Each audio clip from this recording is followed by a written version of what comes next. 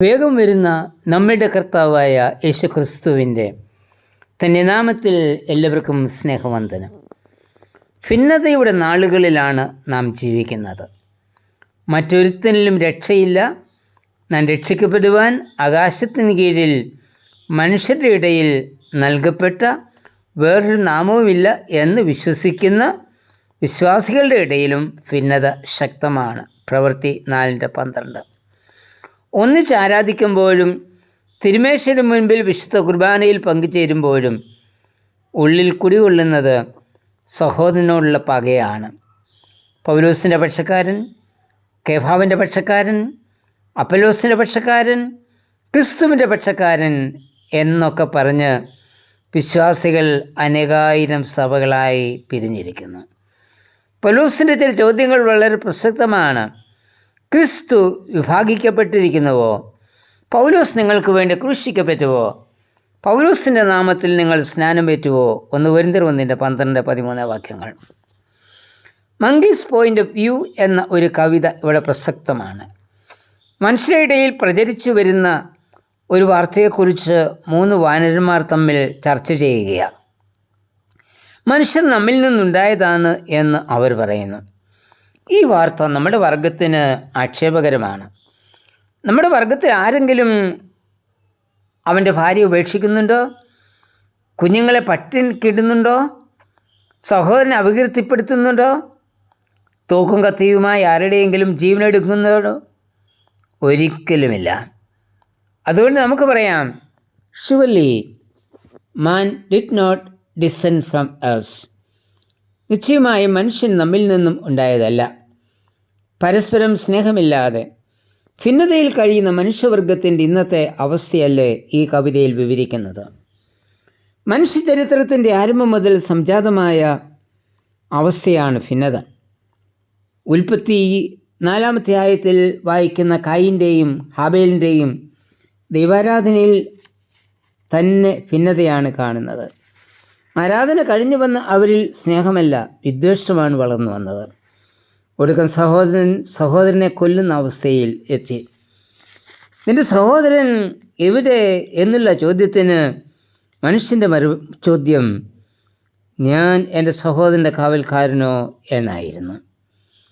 ആ ചോദ്യത്തോടുകൂടി മനുഷ്യനും ദൈവവും തമ്മിലുള്ള ബന്ധത്തിൽ അകൽച്ചയ്ക്ക് തുടക്കം കുറിച്ചു.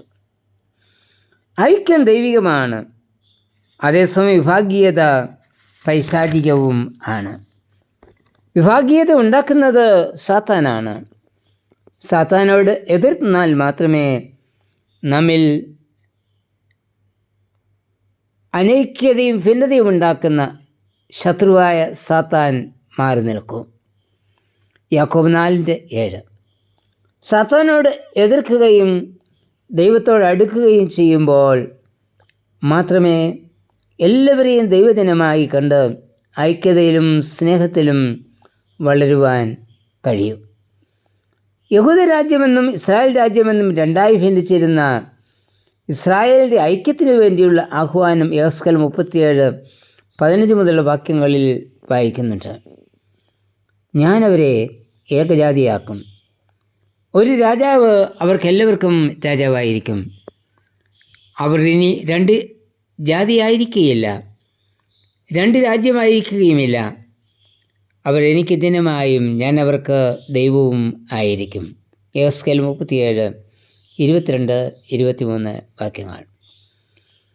ദൈവജനം ഭിന്നതയിൽ കഴിയുന്നത് ദൈവം ഇഷ്ടപ്പെടുന്നില്ല. അതുകൊണ്ട് അടിമകളായിപ്പോയ ദൈവജനത്തിന് യെഹെസ്കേൽ കൂടി നൽകുന്ന ദൂത്, അവർ എൻ്റെ കയ്യിൽ ഒന്നായിരിക്കും.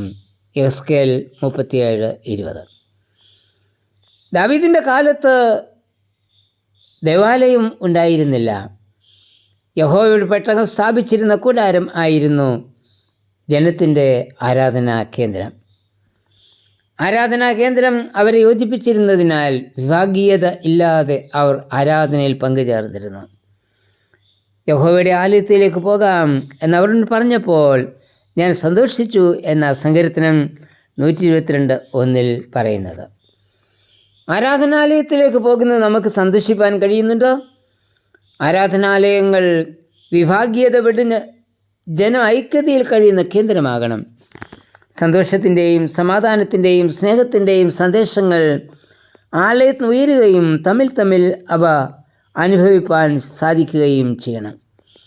അതിന് നാം ചെയ്യേണ്ടത് പരസ്പരം ക്ഷമിച്ച് ആത്മാവിൻ്റെ ഐക്യത സമാധാന ബന്ധത്തിൽ കാത്തു സൂക്ഷിക്കുക എന്നത് മാത്രമാണ്. ഏകപ്രത്യാശയ്ക്കായിട്ടാണ് നമ്മെ വിളിച്ചിരിക്കുന്നത്.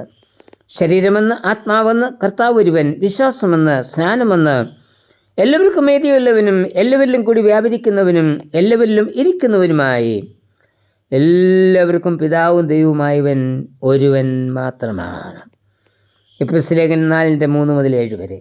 നാം എല്ലാവരും ഒരിടേൻ്റെ കീഴിലെ ആട്ടിൻകൂട്ടമാണ് എന്ന ബോധത്തോടെ ഒന്നായി ഭിന്നത കൂടാതെ നമ്മുടെ വിശ്വാസയാത്രയിൽ മുന്നേറാം. കർത്താവേ, ഭിന്നത വെടിഞ്ഞ് ഏകാത്മാവിൽ നിന്നെ ആരാധിച്ച് സന്തോഷിപ്പാൻ എന്നെയും ബലപ്പെടുത്തണമേ.